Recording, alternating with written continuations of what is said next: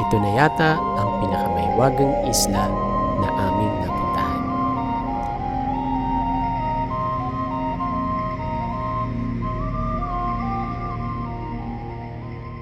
This is the island of Siquijor. Here's another episode of our travel vlogs. Last time, we shared our travel to Bukidnon. In this vlog, from Bukidnon, dadalhin namin kayo sa Isla del Fuego. Alam nyo ba na ang Siquijor is the third smallest island province in the Philippines? It has a land area of 343.5 square kilometers. Yes, binubuo lamang ito ng 6 na municipalities. And its capital is the town of Siquijor. There's a circumferential road around Siquijor that takes about 2 to 3 hours to circle completely, traversing all 6 municipalities, which is almost a 75-kilometer loop. Tinawag itong Isla del Fuego noong panahon ng pananakop ng mga Kastila because of the fireflies that were abundant in this island that looks like fire during nighttime. Siquijor is dubbed as the Mystic Island because it is known for its magical and mystic stories surrounding the island. However, calling it as a place of voodoo and witchcrafts is a big no. These are just hearsays and were never proven true. What is true about this island are its unique traditional healing practices. That's why it is also hailed as a healing paradise and is famous for its agimat and gayuma.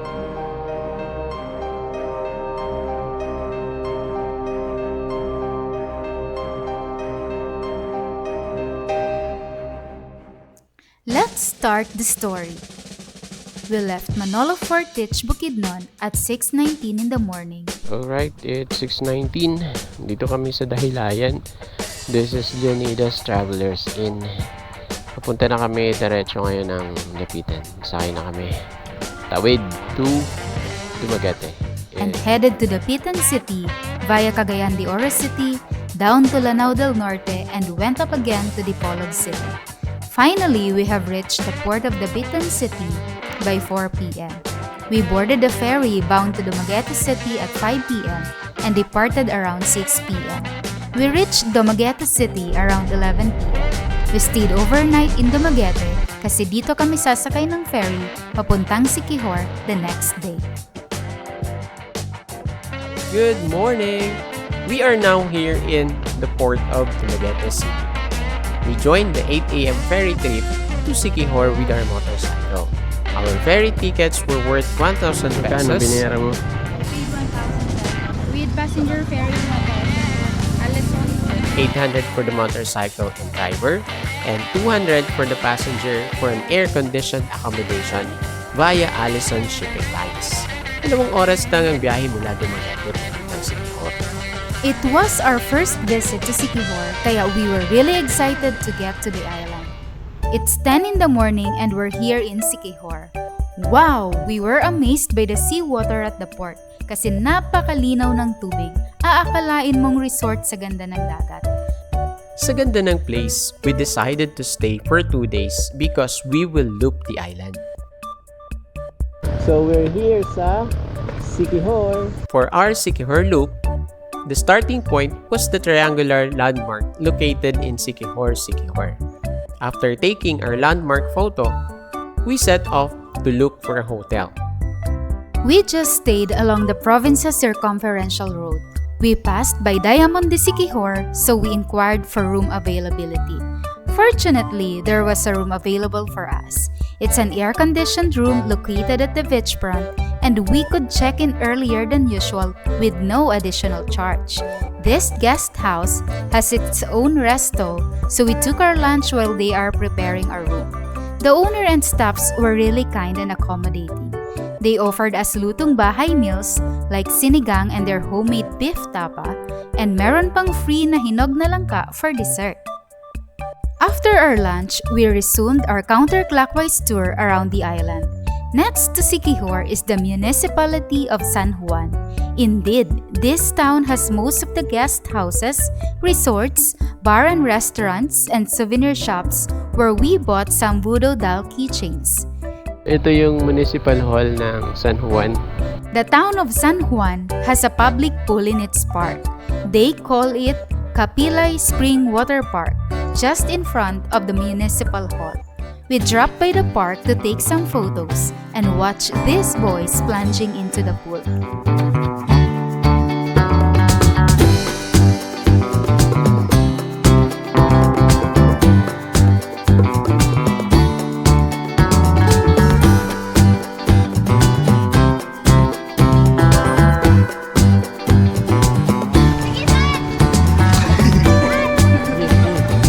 One of the stunning beaches in San Juan is Paliton Beach.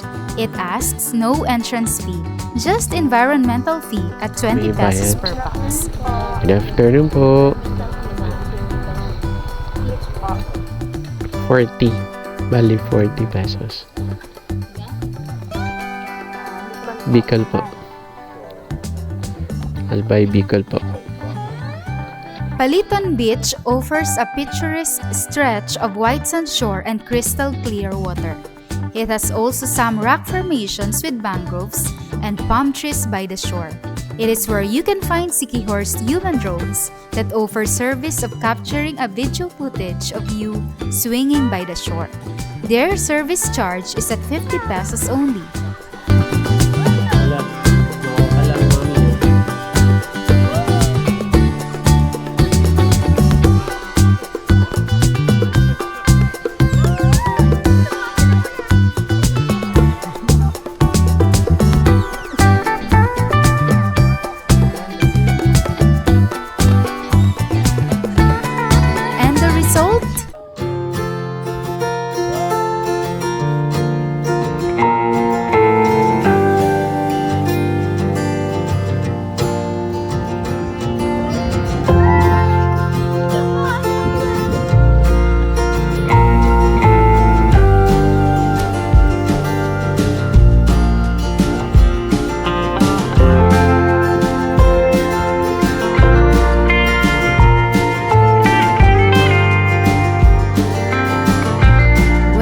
I really enjoyed that giant swing.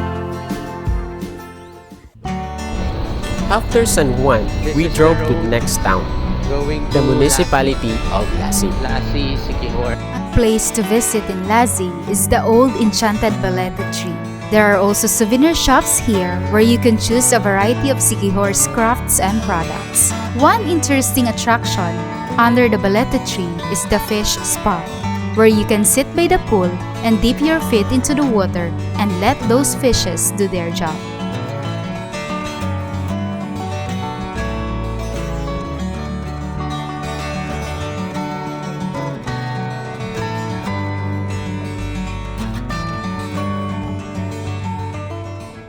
In the town proper is the Lassi Convent.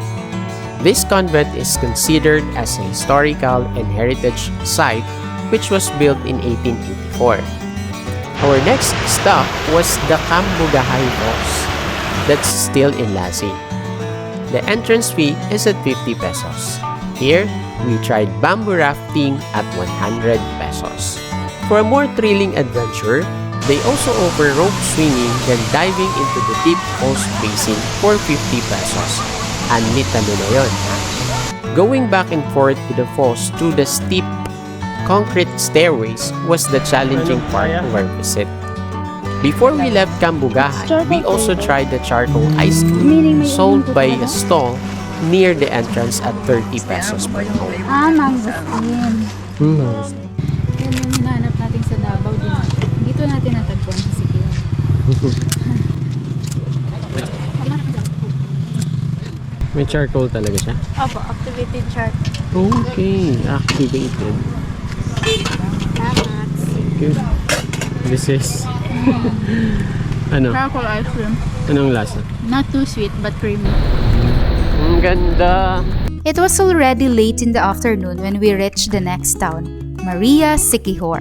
Its famous tourist destination is the Salagdoong Forest Park and Beach Resort. To get to Salagdoong Beach, you will pass by the Salagdoong Forest Road where there is this tunnel of trees. Nearby is the Molave Plantation area. Speaking of the Molave tree, do you know that Siquijor's old name is Katugasan? Before, it was named after the Molave trees, locally called tugas, that cover the hills of the island. The sun was almost set when we left the town of Maria. Nabitin kami and di pa nakapag-drone. 4 towns out of 6 pa lang ang napuntahan namin. That's why we decided na umuwi na muna and bumalik na lang kinabukasan.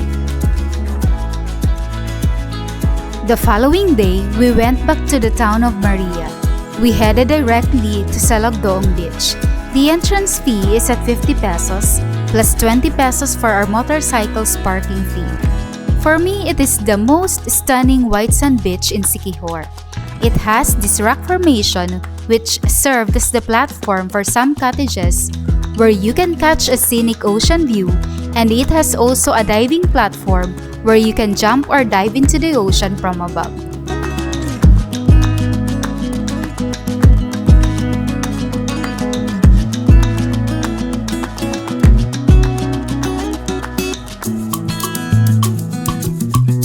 Meron din silang restaurant that offers all-day meals that will satisfy your hunger after those thrilling beach adventures. We enjoyed the beach and the food, took our souvenir photos, and had our drone footage of the place. After Maria, we moved on to the next town, Enrique Villanueva. Along the way is the Kang Isok's house, also considered as a historical landmark. They also have the scenic road, the Talingtingan Boulevard, and nearby is the town's municipal building. As recommended by some locals we met, we visited Tulapos Marine Sanctuary. It's a diving spot and a perfect place for underwater adventures. It was where we had experienced snorkeling in the open sea. As in, we really got so far from the shallows. Medyo kinabahan ako dito kasi I am not a swimmer. We were off into a 20 to 25 meter deep blue sea for more than 1 hour. It was really a thrilling yet fulfilling adventure. We have seen underwater marine life and that was amazing.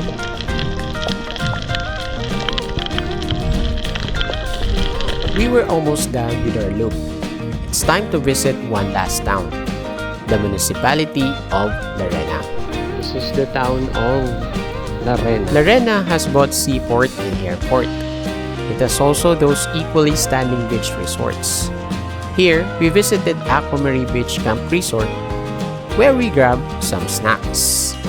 This resort offers a unique yet amazing beach vibe. It has its beachfront bar and restaurant and a glamping site with swimming pool. Before leaving Larena, we dropped by the Larena Tribe Cafe, which was said to be the perfect spot for an overlooking view of the province. Ayun, malapit na. Welcome to Triad. Moving to the left. Taas pa talaga, no?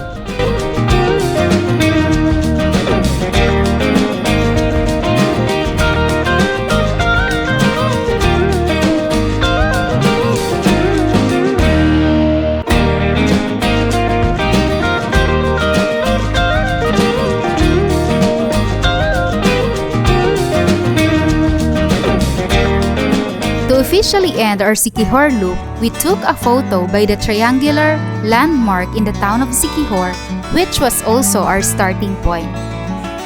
Now, how much did we spend in this travel? We spent 4,025 pesos from Bukidnon to Dumaguete City. Then for our 2-day island loop, we spent 8,591 pesos. So for this tour, we have spent 12,616 pesos from Bukidnon. Now, will we recommend this island tour? We highly recommend looping the island of Siquijor. Among the islands we have visited, this is the only island with many beautiful places na magkakalapit lang. Every municipality has its 2 or more tourist spots. kaya sulit ang gastos. Another is you can spend less days here because it's just a small island. We suggest bringing your own motorcycle to the island or rent a motorcycle. Rental fee is from 350 pesos to 750 pesos depending on the displacement. 450. Pwede mo tawa din 400. Ito po, magkano? 350. 50. Ito, Ito. Gravis. Grabe. 450 yan. Pero pwede din 400. ito mga lalaki. Ito, Ito, NMAX. 700. 700. Yeah, ito. 700 yan. Pag 4 wheels. Ito, 35. 25. 18. Okay. Overall, we love this place so much. Not so crowded, walang heavy traffic, and chill lang sa rides around the island. Before, we were hesitant to visit this island because of the folklores we've heard. Well, we can say that these were actually false.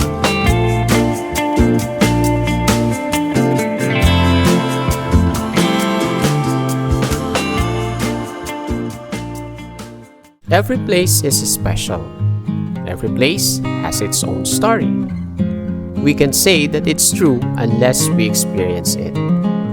Like Siquijor, its mystery won't be uncovered unless you've been there. So, plan your visit and explore Siquijor. That's all for our vlog today. In our next vlog, we will share our whole Philippine Loop adventure tour. See you and thanks for watching.